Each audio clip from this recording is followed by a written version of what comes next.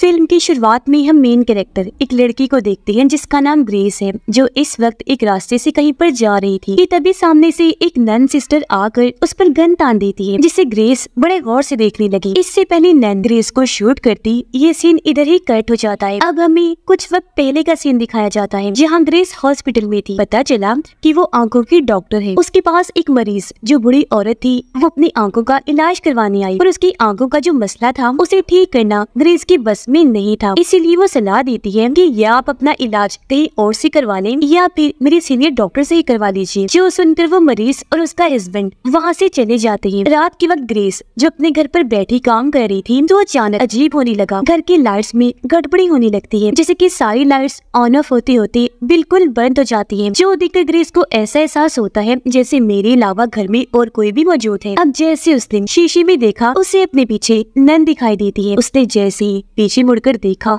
अगले ही पल वो गायब हो गई, जो देखकर ग्रेस काफी डर जाती है। अब तभी डिटेक्टिव पुलिस ऑफिसर का फोन आता है, जो ग्रेस को कहते हैं कि मैं तुम्हें एक बहुत ही दुखी खबर सुनाने लगा हूँ। एक कॉन्वेंट में तुम्हारे भाई की लाश मिली है। कॉन्वेंट उस जगह को कहा जाता है जहाँ पर नन सिस्टर्स फादर्स रहती है। वो कहते हैं पर अभी तक ये चीज कंफर्म नहीं हुई कि उसने खुद अपनी जान ली या फिर उसे मारा गया है। अब ये खबर सुनकर ग्रेस एकदम टूट गई। वो दुखी हो जाती है, पर वो ये समझ नहीं पाती कि आखिर मेरे भाई की लाश को कॉन्वेंट में कैसे लाया गया, उसकी मौत कहाँ कैसी हुई जो बाद में उसे वहाँ पर ले आए। वो अब सीधा डिटेक्टिव से मिलने गई, जहाँ पर अभी उसके भाई की लाश को मेडिकली चेक किया जा रहा था। इसलिए तब तक डिटेक्टिव उसे कॉन्वेंट में ले गया, जहाँ की बड़ी नन ग्रेस से मिलने आई और उसे एक हैरानकुन जानकारी देती है कि तुम्हारे भाई को एक शैतान ने अपने कंट्रोल में कर लिया था, जिसके काबू में आते ही उसने एक बड़े फादर को भी मार दिया, जिसके बाद तुम्हारे भाई ने उस शैतान को रोकने के लिए अपनी जान ले ली। और ये सब मैं इसलिए जानती हूँ क्योंकि हकीकत से जुड़े मुझे ख्याल आते हैं और ये सारी चीजें मैंने अपने ख्याल में ही देखी है। जो सुनकर ग्रेस काफी हैरान तो हुई, पर इन बातों पर यकीन नहीं आ रहा था उसे। ये सारी चीजें उसके हिसाब से बेकार थी, क्योंकि उसे गॉड या शैतान किसी पर भी यकीन नहीं था। जिसके बाद डिटेक्टिव उसे उसके भाई की लाश के पास लेकर आता है। वो लाश को देख ही रही थी कि तभी उसे अपने पीछे अजीब महसूस हुआ। उसने जब पलट कर देखा तो वहाँ उसकी भाई की आत्मा थी, जो उसे कह रहा था कि यहाँ से चली जाओ क्योंकि ये जगह बहुत ही खतरनाक है। जो सुनकर वो काफी घबरा गई। उसके जहन पर इतना गहरा असर हुआ कि वो वहीं गिरकर बेहोश हो जाती है। कुछ देर के बाद जब ग्रेस को होश आई तो उसके सामने एक फादर खड़े थे जिनका नाम मैग था, और वो ग्रेस से उसके भाई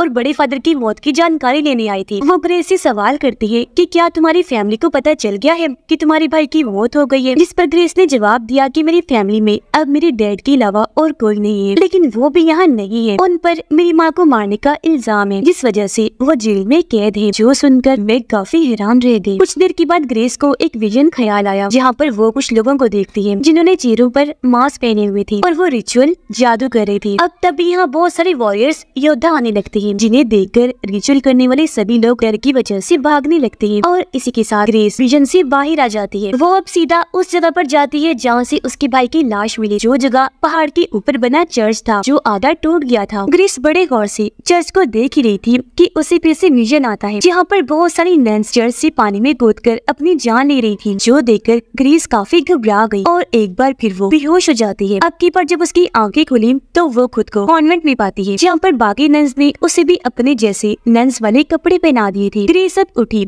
और वहाँ से बाकी नन्स के पास आ जाती है। वो बड़ी नन को कहती है कि मरने से पहले मेरे भाई को काफी चोट लगी थी, क्या हुआ था उसके साथ। जो सुनकर बड़ी नन काफी हैरान रह गई। पूछती है कि तुम ये बात कैसे जानती हो, जबकि मरने से पहले तो तुम्हारे भाई को किसी ने भी नहीं देखा था। अब उसकी इस बात का ग्रेस के पास भी कोई जवाब नहीं होता, तो इस बात को टालकर वो वहीं बैठ जाती है। अब फादर मैग ग्रेस को उसी पहाड़ वाली चर्च के पास ले आते हैं और बताने लगे कि इन लोगों का मानना है कि यहाँ एक खतरनाक शैतान रहा करता था, जिसने यहाँ की बहुत सारी नन्स की जान ले ली। पर ये बातें सिर्फ किताबों में ही लिखी है, हकीकत क्या है कोई भी नहीं जानता। ग्रेस वहाँ पड़े एक पत्थर को देखती है जिस पर एक क्रॉस के ऊपर सांप का निशान बना हुआ था। अब मैग उसे बताती है कि उस शैतान के अलावा नन्स के मरने का एक दूसरा तरीका भी है। अगर किसी नन से कोई गुनाह हो जाए जिसका उसे बहुत पछतावा हो रहा हो, तो उस गुनाह को धोने के लिए वो इस चर्च से पानी में कूदकर अपनी जान लेती है। जो सुनकर ग्रेस की होश उड़ जाती है। थोड़ी देर बाद मैग उसे अपने साथ एक जगह पर लेकर गई, जहाँ वो ग्रेस को उसके भाई से जुड़ी सारी चीजें दे देते हैं, यानी कि उसका सामान वगैरह, जिसमें एक डायरी भी थी जिसे खोलकर ग्रेस पढ़ना शुरू कर देती है। ये डायरी काफी अजीब जुबान में लिखी हुई थी, लेकिन फिर भी ग्रेस किसी तरह उसे पढ़कर समझने की कोशिश करती है। डायरी से हमें पता चला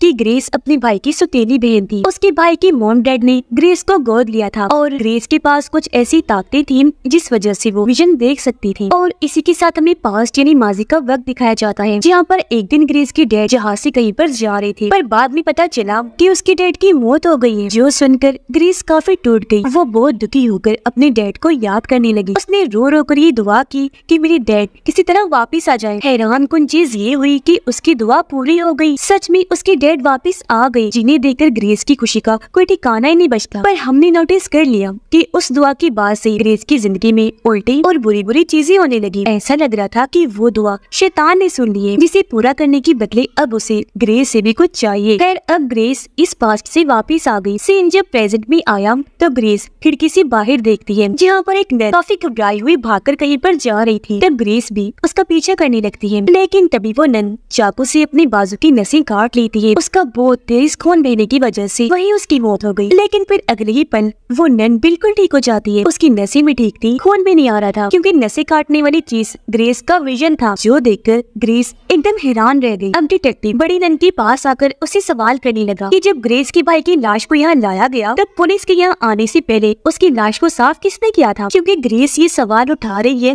कि अगर मेरे भाई ने छत से कूदकर अपनी जान ली है तो फिर उसके जिस्म पर मिट्टी क्यों नहीं लगी, या ऐसा कोई निशान क्यों नहीं है? उसका जिस्म बिल्कुल साफ कैसे था? जिस पर बड़ी नन कहती है कि उसे साफ मैंने किया था ताकि उसका फ्यूनरल यानी उसे अच्छी तरीके से दफन किया जाए। यहाँ बड़ी नन डिटेक्टिव को भी वही बात बताती है कि शैतान ने ग्रेस के भाई को पहले अपने कंट्रोल में किया, फिर बड़े फादर को मरवा दिया। अब आगे वो शैतान किसी और की जान ना ले ले, इसीलिए ग्रेस के भाई ने छत से कूदकर अपनी ही जान दे दी। पर यहाँ ग्रेस की तरह डिटेक्टिव को भी इस बात पर यकीन नहीं होता, जिसके बाद हम फिर से पास्ट का सीन देखते हैं, जहाँ पर ग्रेस के डैड वापिस तो आ गए थे, पर उनकी हाव भाव साथ ही बर्ताव भी काफी बदल गया था। पहले जहाँ गॉड पर उनका बहुत यकीन था, अब वो यकीन पूरी तरह गॉड पर से उठ गया था। साथ ही वो अपने बच्चों और बीवी को भी पिंजरों में बंद करके रखती थी। फिर एक दिन जब उनकी वाइफ ने उनकी कैद से भागने की कोशिश की तो ग्रेस के डैड ने उनका पीछा किया और सीधा उनकी जान ही ले ली। घर आकर फिर उन्होंने अपने बच्चे को पकड़ लिया, क्योंकि वो उन्हें भी मारना चाहती थी। पर ठीक वक्त पर पुलिस वहां आई और उन्हें गिरफ्तार कर लेती है, और तब अपनी वाइफ की मौत के जुर्म में उन्हें जेल में बंद कर दिया गया। जिसके बाद सीन वापस प्रेजेंट टाइम में आ जाता है, जहाँ पर ग्रेस मैग से मिलने आई। उसे बताती है कि हमारी मॉम के मरने और डैड के जेल में जाने के बाद मैं और मेरा भाई इस दुनिया में बिल्कुल अकेले रह गई थी। तब इस पहाड़ वाले चर्च ने हमें गोद लेने की कोशिश की, इसी वजह से मेरा भाई यहाँ आया होगा, वरना वो कभी नहीं आता। उसकी ये बात सुनकर मैग कहती है,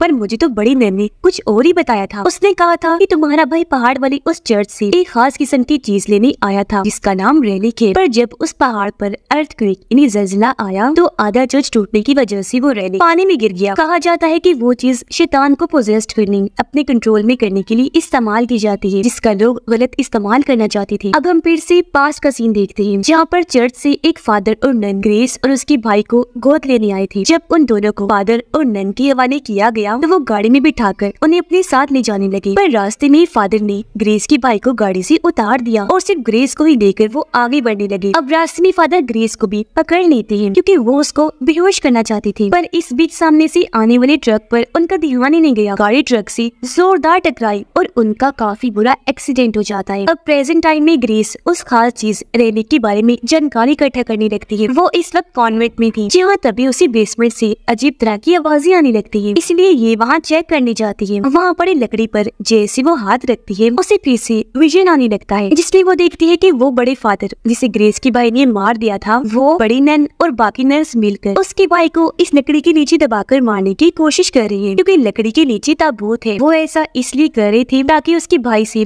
रेलिक के बारे में जान सके। तब यहाँ उसके भाई ने अपनी जान बचाने के लिए बड़े फादर को ही मार दिया। ये देखकर ग्रेस इस ख्याल से बाहर आई, साथ ही काफी घबराई भी हुई। इतनी ही देर में यहाँ एक नन आई, जिसने हाथ में चाकू पकड़ा हुआ था, क्योंकि वो ग्रेस को मारने आई थी। उसका कहना था कि ग्रेस एक शैतान है जिसे मरना ही होगा। नन चाकू लेकर जैसे ग्रेस को मारने उसकी तरफ बढ़ने लगी कि तभी कोई अनजान ना दिखने वाली ताकत नन को पकड़ लेती है, उसका हाथ रोके रखती है। उस ताकत ने ऐसा करके ग्रेस को बचा लिया, जिसके बाद वो ताकत उस नन को ही मार देती है। अब ग्रेस वहाँ से सीधी जेल में गई अपने डैड से मिलने, ताकि उन्हें बता सके कि मेरे भाई के साथ क्या हुआ। वो जब अपने डैड से बातें कर रही थी तो डैड अजीब तरह से बर्ताव करने लगे। कहते हैं कि मैं तुम्हारा डैड नहीं हूँ, बल्कि तुम्हारी डैड की तो कब से मौत हो गई है। मैं दरअसल एक शैतान हूँ जिसे तुमने ही हेल यानी जहन्नुम से दुआ करके बुलाया है। जी हाँ, सच सच में मैंने ही तुम्हारी पुकार सुनी थी और तुम्हारे अंदर भी एक शैतान है और अब तुम चाहो तो अपनी शैतानी ताकतों से अपने मरे हुए भाई को वापस बुला सकती हो। तुम जहाँ भी जाओगी तुम्हारे अंदर का शैतान तुम्हारा पीछा कभी नहीं छोड़ेगा। जो सुनकर ग्रेस कांप उठती है। उधर डिटेक्टिव बड़ी नैन से भी रेलिक के बारे में जानकारी हासिल करने की कोशिश करता है, जिस पर यहाँ बड़ी नैन ये राज खोलती है कि रेलिक कोई चीज नहीं बल्कि एक इंसान है, जो भी और कोई नहीं बल्कि ग्रेस ही है। उसका भाई दरअसल उसे ही नहीं चर्चाया था। ये बात हालांकि ग्रेस भी जानती है, पर अभी फिलहाल उसे कुछ याद नहीं आ रहा क्योंकि उसके अंदर एक शैतान है जो उसे हर वक्त पोजेस्ड करके रखता है, इसलिए वो अक्सर चीजें भूल जाती है। अब ये शैतान वाली बात सुनकर डिटेक्टिव को काफी हैरत तो हुई, पर उसे खास यकीन नहीं आता। दूसरी तरफ ग्रेस जब चर्च में आई तो वहाँ खड़ी नैन उससे कहती है कि मुझे बड़ी नैन ने सब कुछ बता दिया है कि यहाँ पर जितनी भी मौतें हो रही है उन सब की जिम्मेदार तुम हो, और अब अगर मैं भी मारी गई तो इसके पीछे की वजह भी तुम ही होगी क्योंकि तुम कोई इंसान नहीं बल्कि बहुत बड़ा और खतरनाक शैतान हो। अब तभी यहाँ एक और नैन आ जाती है जिसने ग्रेस के शैतान को देख लिया था, जिससे वो इतना डर गई थी कि उसने अपनी आँख ही फोड़ ली और अब वो यहाँ ग्रेस से इस चीज का बदला लेने आई थी। उसे मारकर उसके हाथ में चाकू था। हमला करने वो जैसी आगे बढ़ी, ग्रेस के अंदर का शैतान एक बार फिर से उसका हाथ पकड़ लेता है, उसे रोके रखता है। ग्रेस की जान बचाने के लिए फिर पटक कर नैन को नीचे देकर मारता है, जिससे उसकी मौत हो जाती है। ये देखकर दूसरी नैन वहाँ से भागी। वो चाकू उठाती है और अपनी नसें काटकर अपनी जान लेने की कोशिश करती है, जो चीज ग्रेस ने पहले अपने ख्याल में देख ली थी, पर उस वक्त तो नैन बच गई थी, अब नहीं बच पाती। हालांकि ग्रेस ने उसे रोकना भी चाहा, पर नसें काटकर उसने अपनी भी जान ले ही ली। अब यहाँ से सीधा ग्रेस मैग के पास आई, उसे कहती है कि मैं जानती हूँ यहाँ चल रही सारी बुरी चीजों के पीछे की वजह मैं ही हूँ, इसलिए अब मैं चाहती हूँ कि आप मेरी मदद करें, इस शैतान से कैसे भी करके मुझे छुटकारा दिलवा दीजिए प्लीज। जिसके बाद मैं ग्रेस को एक जगह पर लेकर आई जहाँ पर हर तरफ डायरी वाली जुबान लिखी हुई थी, और अब वो यहाँ ग्रेस को उसकी सच्चाई बताने लगती है कि आखिर वो कौन है। अब हमें वो सीन दिखाया गया जहाँ पर मास्क पहने लोग रिचुअल कर रहे थे, पर जैसे वहाँ वॉरियर्स आई वो डर की वजह से वहाँ से भागने लगे। अब बाकी सारे लोग तो भागने में कामयाब रहे, पर एक बच्ची को वॉरियर्स ने पकड़ लिया था। वो बच्ची को अपने साथ ले गए और उसे पहाड़ वाले चर्च में लाकर बंद कर देती है, क्योंकि वो बच्ची ही रेलिक थी, यानी कि ग्रेस, जो कई सौ सालों से जिंदा थी और अपने इस बच्ची वाले रूप में थी, क्योंकि सच में वो कोई इंसान नहीं बल्कि शैतान है, जिसकी वो रिचुअल करने वाले लोग पूजा कर रहे थे, क्योंकि उन सब का भी शैतान पर यकीन। पर जब अर्थक्वेक की वजह से चर्च टूटा तो ग्रेस वहाँ से भाग गई थी, जिसके बाद उसे गोद ले लिया गया। अब सीन जब प्रेजेंट में आता है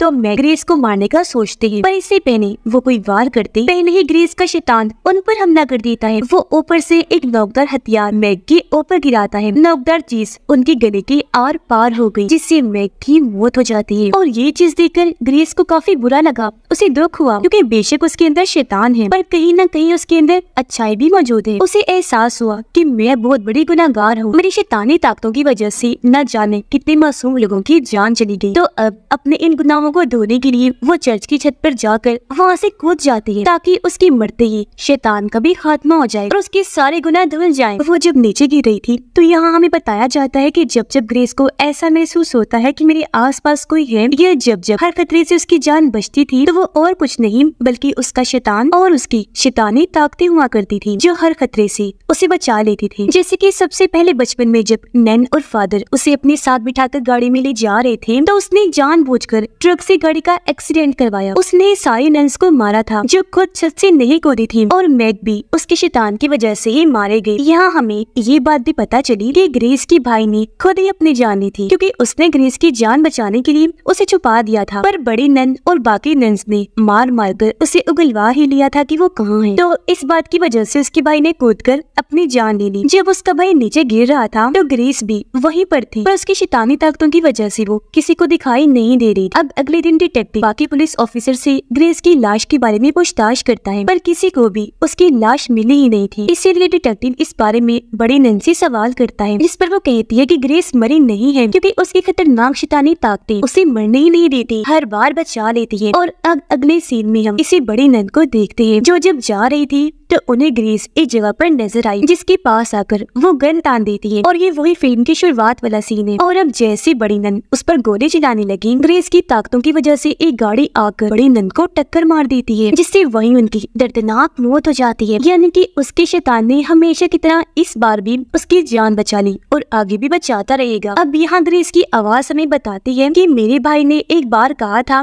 कि मेरे पास मेरा गार्डियन एंजल है जो हमेशा मेरी हिफाजत करेगा, यानी कि शैतान। पहले मुझे यकीन नहीं था, पर जब पहली बार उसने मेरी जान बचाई थी तब से मुझे पक्का यकीन हो गया, जो हमेशा हर खतरे से मेरी हिफाजत करता रहेगा और मैं उसका मकसद पूरा करती रहूंगी, यानी कि दुनिया में तबाही लाना। यानी कि ग्रेस को खत्म करना बहुत ही मुश्किल था। उसका और उसके शैतान का जड़ से खात्मा करने के लिए उन जैसी ताकतें चाहिए होंगी। और इसी ड्राउनी एंडिंग के साथ ही इस फिल्म की कहानी यहीं पर खत्म हो जाती है।